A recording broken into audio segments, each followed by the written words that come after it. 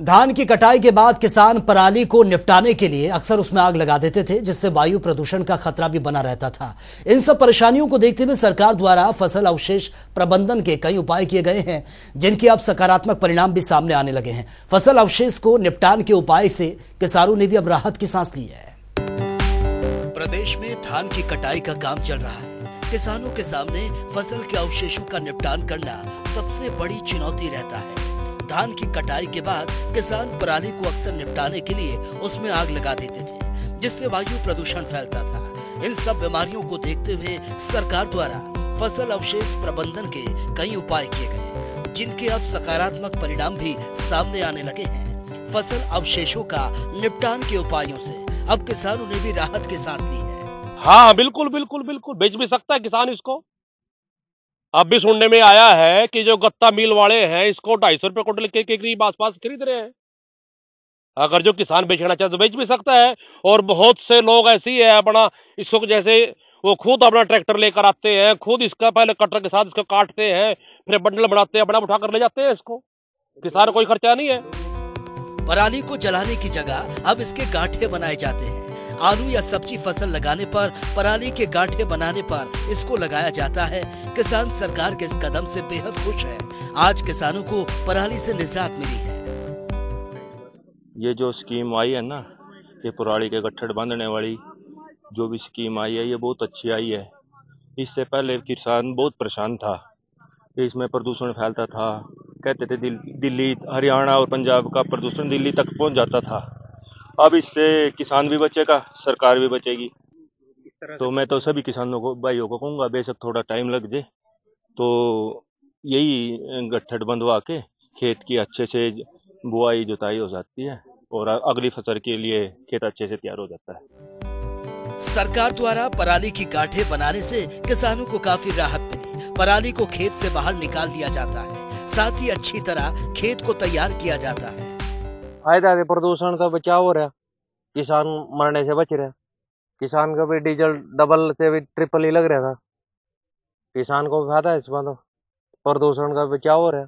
इस किसान तो जी बहुत परेशान था इस बात से। उसको तो समझ यही नहीं आ रहा था भी निपटावा कैसे इसको, बिना आग लगाए इसमें फसल तो नहीं लगा सकता।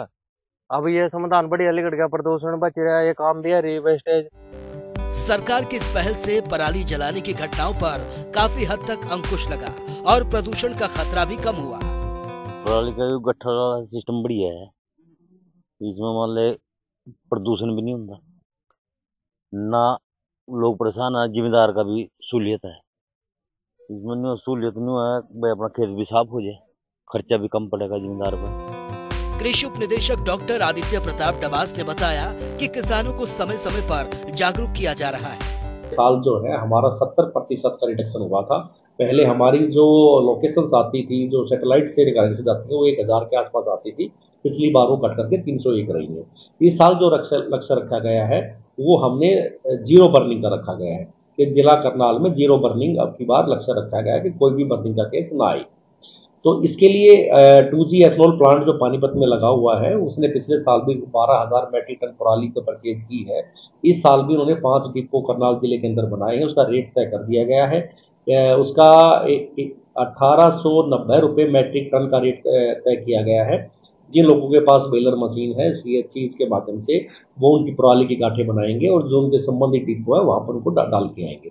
और इस प्रकार अगर जो कोई भी जिले का किसान पराली का प्रबंधन करता है ना, वो जलाता नहीं है, उसका खेत के अंदर उसका मर्ज करता है, दूसरे उपाय से उपाय करता है, उन सभी किसानों को भी 1000 रुपये प्रति एकड़ की सहायता दी जाएगी। इस प्रकार से दूसरी जो हमारी योजनाएं हैं, जिसमें IEC एक्टिविटी है, IEC एक्टिविटी में गाँव में प्रभात फेरी का सवाल है, बच्चों के द्वारा गाँव में जागरूकता फैलाने का है।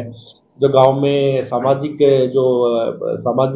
प्रतिष्ठान सब के माध्यम से है, मंदिर है, गुरुद्वारा है, मस्जिद, उनसे अनाउंसमेंट की है, गांव में मुनादी का कराना है, या ऐसे लोगों को चिन्हित करना है जो लोग इस कार्य में रहते हैं। उन लोगों को पहले नोटिस दिया जाएगा कि आप प्रतिवर्ष आग लगाते हैं, अब की बार आप आग नहीं लगाएंगे। तो और इसके साथ साथ कुछ हॉटस्पॉट भी बनाए गए हैं, यानी कि कुछ ऐसे गाँव भी चिन्हित किए गए हैं जो कि रेड जोन और येलो जोन बनाए गए हैं। रेड जोन का मतलब है जहाँ 1 से 5 तक आग की घटनाएं हुई है, येलो जोन में जिनमें 1 से 2 की घटनाएं हुई है। तो ऐसे सभी गाँव के अंदर जो है वहाँ पर ज़्यादा निगरानी रखी जाएगी, क्योंकि जहाँ बार बार हर साल प्रति वर्ष ऐसी आग की घटनाएं होती हैं, उन गाँव की अलग से पहचान की गई है। पराली को खेत से बाहर निकाल दिया जाता है, साथ ही अगली फसल के लिए खेत भी अच्छे से तैयार हो जाते हैं, जिससे ना प्रदूषण होता है, ना ही किसानों को कोई आर्थिक नुकसान। करनाल से जनता टीवी के लिए कमल मिड्डा की रिपोर्ट।